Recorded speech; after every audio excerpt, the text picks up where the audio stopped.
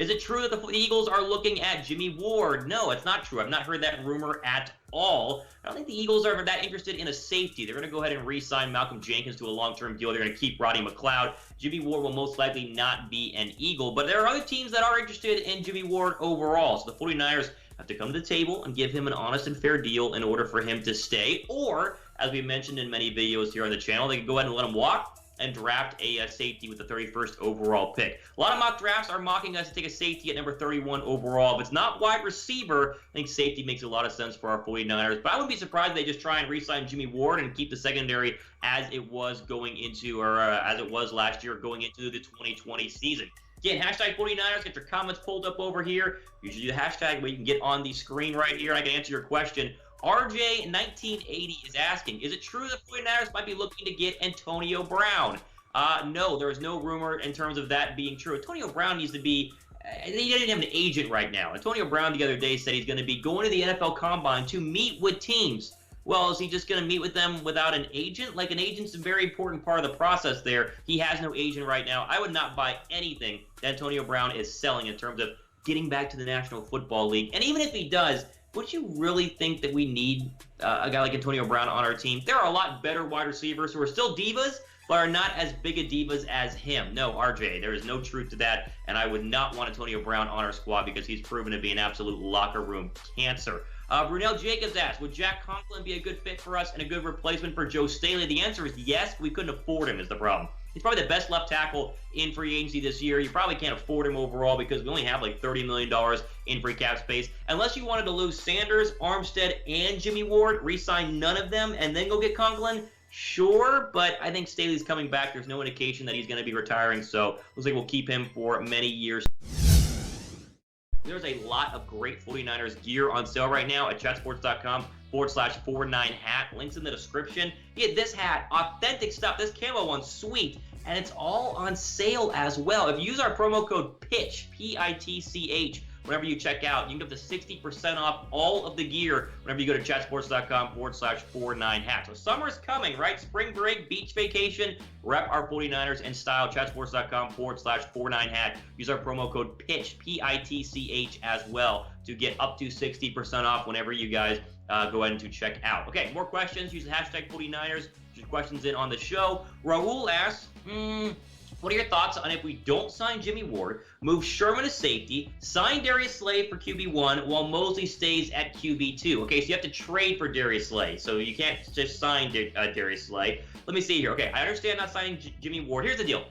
You can't just move Richard Sherman to the safety spot. It's very rare that you take a cornerback and move him to safety. It doesn't transition as well. And you can make the argument, safety got to be one, great at tackling, and two, still have speed and quickness. Now, Sherman still has speed and quickness, but not a great tackler. I don't think he makes a lot of sense at safety. I'm fine with trading for Darius Slay if you give up a second or a third round draft pick, but at the same time, Mosley and Ahkello Witherspoon at different times in the season were just fine at cornerback. Ahkello was good in the early start of the season, and Witherspoon was good towards the latter part of the season. So I'm not sold on this. We got to get a cornerback this season, maybe next year. But the whole point of the question is I just don't see Sherman moving to safety because that very rarely ever happens in the National Football League. Normally, cornerbacks lose speed. They retire. You get them out of there. They don't just move over to safety because you still need speed, but also tackling ability to play safety as well. I don't know what they're going to do with Ward. Again, we talked about this. I would re-sign him, but we got to see what the market does.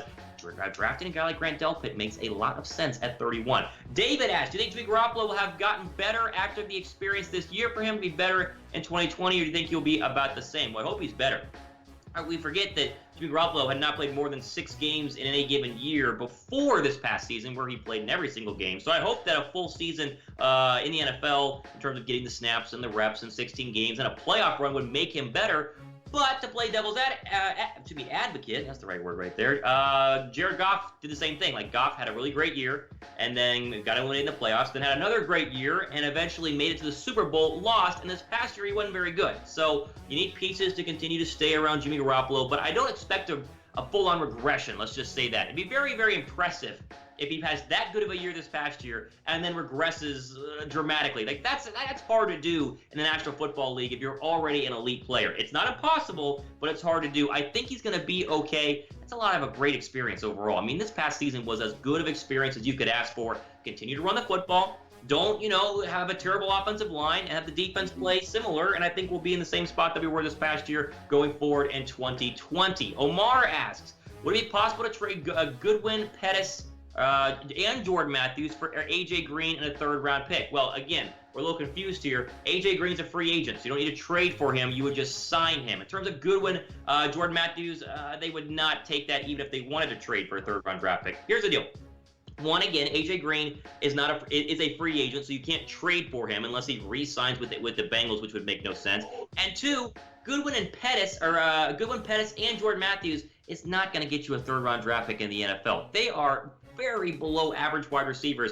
That whole package right there could maybe get you a 5th or 6th round draft pick, but no team is going to want to acquire 3 receivers from the 49ers, 3 of which who barely played last year for San Francisco. So no. Now, you want to talk A.J. Green, signing A.J. Green, I think that's a very interesting proposition because he's a 32-year-old injured but elite wide receiver when healthy, and apparently he is healthy, so I would go ahead and throw some money at A.J. Green, but this whole trade package right here by Omar doesn't work for a lot of reasons, one of which A.J. Green's a free agent. He's not signed with the Bengals, don't need to trade for him, and 2, Goodwin, Pettis, and Jordan Matthews are not very good trade values. You're not going to get a lot in return for them, especially not an elite wide receiver and a 3rd overall pick. But the question for A.J. Green is simple. I would 100% kick the bucket on A.J. Green if he is a free agent. Maybe he wants to play for a winner. He never won with the Cincinnati Bengals. They never won a playoff game with him. So maybe he wants to come with us and actually win football games. I'd be more than happy to go ahead and give him, $6, $7, $8 million to go ahead and do so.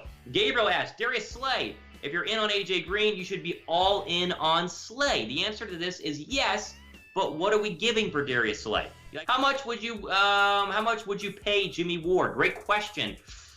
The safety market kind of ebbs and flows, right? Like, you remember a couple of, who was it? It was, the guy who was going to go to the Cowboys, Earl Thomas. I think he got $13 million a year with the Baltimore Ravens. So he's not worth $13 million. So that means he's worth $8 million, $9 million, $10 million.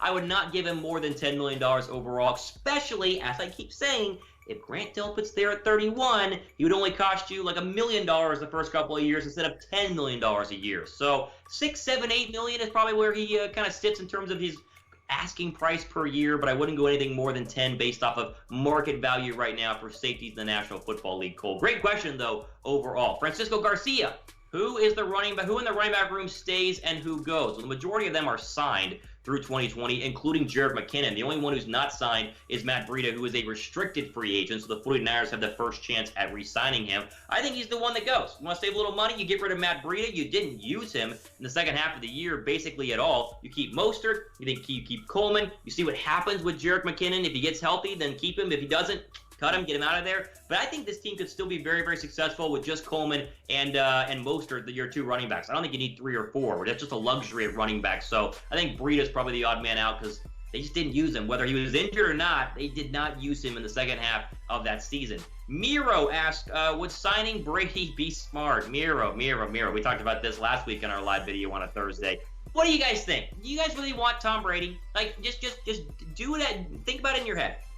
42-year-old quarterback. He's going to cost $30 million a year. Oh, and we'd have to find a way to trade Jimmy Garoppolo and his massive contract. It's impossible. It's not going to happen. There's only 1 or 2 teams that actually make legit sense for Tom Brady. One is the Titans in Tennessee, and the other is the Oakland Raiders out there in Las Vegas, the Las Vegas Raiders now. But either of them would be a massive change for a guy who only has 2 years left in the National Football League. I get the Oakland rumors more than the Titan rumors, but listen, he's going to re-sign with the Patriots. This isn't rocket science. He's not going anywhere. I would be blown away if he signs anywhere, and I would literally, I would quit this job if he signed with the 49ers just because I'm convinced that he's not going to sign with the 49ers. It's just not going to happen overall. Trust me, it wouldn't be smart. They're not going to do it. They've reassured us many, many times this offseason they're going to keep with Jimmy Garoppolo. Brady is not happening, and it's probably not going to happen for any other team. Oakland's number 1 besides New England, but it's like Oakland here, New England out of picture. I mean, way up here. He's going to be a New England Patriot. He's going to sign a 2-year deal for $55 to $60 million. He'll play 2 more years and then retire, and that'll be the end of Tom Brady as we know him. But again, we got to answer the questions. People always want to ask these questions. So ask me questions, hashtag 49ers in the comment section. We keep rolling along here. You technically can't bet on the 49ers right now, but you can still use our 49ers promo code to bet on other sports, NCAA basketball, NBA, hockey, golf, whatever you want. Chatsports.com/bet. Use our promo code 49ers. Get a 120% deposit bonus whenever you first sign up, meaning put $100 down, do the math, 120%. That turns into $220 for you guys to go ahead and bet on the bet on not the 49ers, on another team. So, again, chatsports.com/bet, promo code 49ers. You get a 120% deposit bonus whenever you first sign up. Marshawn asks, if the 49ers lose Sanders, which wide receiver, needs to step up?